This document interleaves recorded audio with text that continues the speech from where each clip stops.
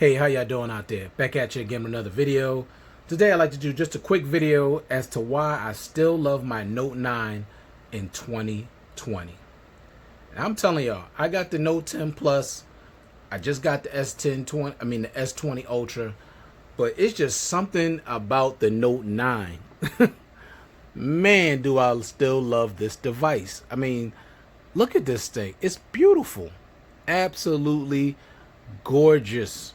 I mean, Samsung did such an excellent job with this device. I mean, it's absolutely beautiful. Now, let me tell you real quick why I still love this device. You got the 6.4-inch Super AMOLED Quad HD display with 518 pixels per square inch, HDR10. Now, this display is absolutely phenomenal. I mean, look at this display. It's beautiful.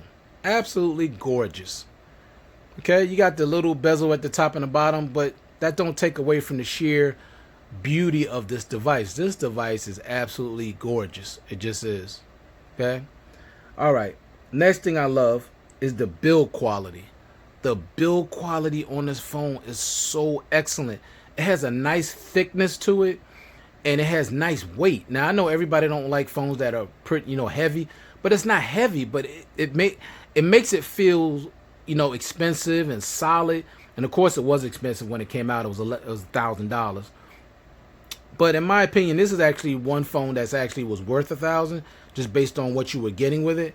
I didn't have that much of a problem with it, even though I didn't pay $1,000 for mine.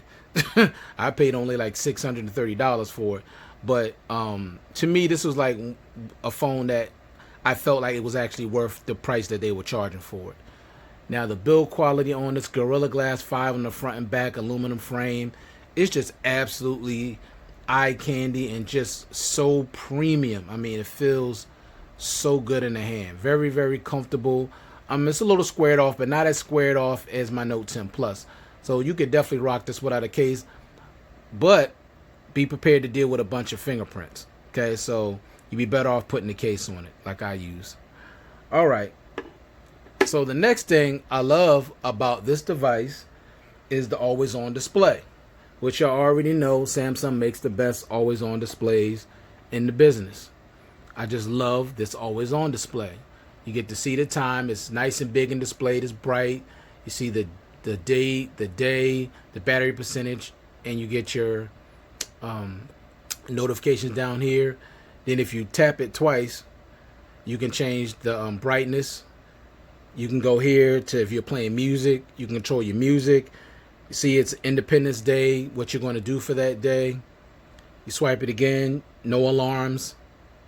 Then it goes back to that. So it's fully functional. That's why I love this always on display. And also fingerprint sensor on the rear, extremely fast. No problems with that. I kind of miss that because for some reason with Samsung and their ultrasonic fingerprint sensor, sorry, they just haven't nailed it with that. And it's not as accurate, but that fingerprint sensor on the back of the Note 9 is 100% accurate, and I love it, and I miss it. All right. Next thing I love about this device, the expandable memory up to 512. Now, it comes with 128 gigs of internal storage, but you could expand it up to 512. And I do have a 512 SD card in there that's maxed out. Like I said, I need the storage. I need a phone that has a lot of storage.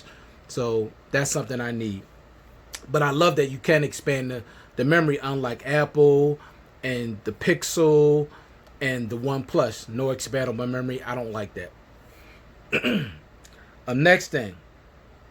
Stereo speakers, dual stereo speakers with Dolby Atmos. Now these speakers are not as loud as the Note 10 Plus, but they're adequately loud and they sound good. Nice, good quality. So that's the next thing I love about the Note 9. Next thing, fast wireless charging. Now it doesn't charge as fast as my Note 10 Plus, but that's irrelevant. It's still fast wireless charging. So I like the fact that it even has wireless charging. Next thing, the 4,000 milliamp battery. Easily going to get through a full day. Easily. Even with heavy usage, the battery on this device is still a boss. So you shouldn't have any issues with the battery. I love the battery life on this device. And that's with me rocking it at max brightness. I mean 100% brightness. And everything, I'm using everything, okay? Next thing, the cameras. This phone still takes phenomenal pictures and video. I went to a commission concert last year, and I recorded the whole concert in 1080p. I don't know if I did it in 60 frames, but I know I did it in 1080p. And the quality and the steadiness of the video was, oh man, it was awesome. And the sound, great. So Samsung did a great job with the cameras and the video on this device. Love it. Next thing, the Bluetooth S Pen. Now this one don't have the air gestures like the Note 10 Plus does, but I still love the S Pen because I can still control my media and I can take pictures with it, and of course all the other functions that come with the S Pen. So I love the S Pen on this device as well. I love IP68 water dust resistance, so if I drop it in water up to 5 feet, I don't have to worry about it. It's nice to have that peace of mind. Next thing, you got the Snapdragon 845, which is nice and fast and smooth with the One UI 2.0. Now I didn't get the 2.1 yet. I don't know why, but it's at 2.0. But I'm gonna tell you right now, the phone still runs very fast and very smooth. No issues with the software at all. Next thing I love about this device is the iris sensor. Now, I love it. I miss this so much. See, when I press the power button, you see that little red light? I look at it, open the phone right up. I miss that. And it's very, very secure. So I miss the iris sensor. I wish it was some way they could bring that back on their newer devices. But I don't hold out any hope that they're going to bring that back, even though I think they should, because it's so much more secure than Face Unlock. You know, so that's something that I love about this device, and I definitely missed it on my Note 10 Plus. Next thing, fast charging. Now it's only Quick Charge 2.0, and it's nowhere near, not even close as fast as my charging speeds on my 25 watt super fast charging Note 10 Plus. But you can still fully charge from 0 to 100 in an hour and 42 minutes. So it's not like it's going to take over 2 hours for you to charge a device, but it's not as fast as my Note 10 Plus, just not. And it should have, when this phone came out with it having everything that it had, it should have definitely had a lot faster charging speeds when it comes to the battery. So Samsung, they kind of dropped the ball on that one. Next thing I love about this device is Samsung Pay. Everybody knows Samsung Pay is accepted everywhere. Next thing, Gorilla Glass front and the back is built very solidly. Like I said, the build quality is excellent. And then one of my favorite things that is definitely missing from these future phones, and y'all already know, this has a headphone jack. Yes, a headphone jack. Oh, man, I missed the headphone jack. See, this is why, to me, this was Samsung's best Note, period. Now, I'll say this. Not the best Note, because I really do think overall the Note 10 Plus is a better Note. But this is the most complete Note that Samsung ever built, because they put everything. The only thing that was missing from this device, in my opinion, is the IR blaster. The IR blaster. That's the only thing missing from it. Other than that, it has everything else. You got the heart rate monitor on there. You got the iris sensor. You got the headphone jack. You got expandable memory. You got IP68. You got dual stereo speakers. You got a beautiful display. You got Face Unlock. You got wireless charging. You got fast charging. You got great build quality. You got great cameras. You got the S Pen. This phone has everything. So that's the thing that's driving me nuts about these newer devices. Mostly the more premium, more expensive devices, is that there's no headphone jack. And I don't like that, especially when they put them on the mid-tier devices, and those light devices like the Note 10 Lite has the nerve to have a headphone jack, but you couldn't put a headphone jack on the Note 10 and the Note 10 Plus. I don't like that. Next thing I love about this device, of course, edge panels, edge lighting. I love that. Secure folder, apps pair, Samsung DeX, and the heart rate monitor. And the fact that this thing is packed with tons of features. So that's all the things that's why I still love the Note 9 in 2020. I'm telling y'all, whoever has this device, you don't have to go out and get the Note 10 Plus. You're fine with this. It is running the latest version of Android. And even when it's not, because it's not going to get Android 11, unless Samsung really shocks us all and give it another update, which I think they should do. They should be supporting these devices 3 years minimum, especially for how much they keep charging everybody for these devices. 2 years is unacceptable to me. And I think it's important for us, the consumer, to let Samsung know we want longer software support for these devices, especially when you keep charging us all this money. 2 years is not enough. And this phone, just how great it is, it deserves at least 3 years of support. Now, still, of course, getting security updates, but it should get Android 11. It really should. And the next version of One UI, when that comes out, it should get that. Because this is an all-time great device. Anybody that still's rocking this, you keep this device. Ain't nothing wrong with it.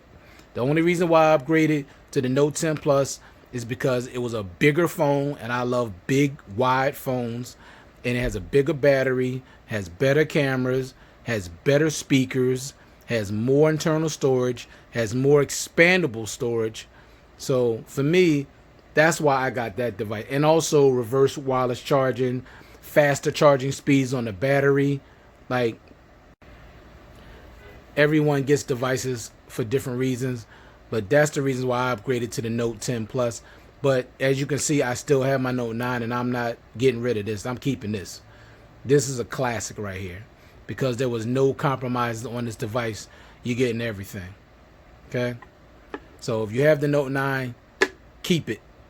Like I said, unless you want more internal storage, a newer processor, you're going to get Android 11, which the Note 9 is not going to get. You got louder speakers, you got better cameras, you got more features with the S Pen, with the air gestures, even though that's not the biggest deal in the world. And you got a newer processor at Snapdragon 855. So, I mean, it's not a whole ton of things, but like I said, more expandable memory, more internal memory, reverse wireless charging. Some people, y'all don't care about that. You don't even use it. But for me, if I'm going to spend a lot of money on something, you got to give me everything. And that's the only reason why I upgraded, is because of those things. But as you can see, I'm still keeping my Note 9. That's all there's to it. This is my phone right here.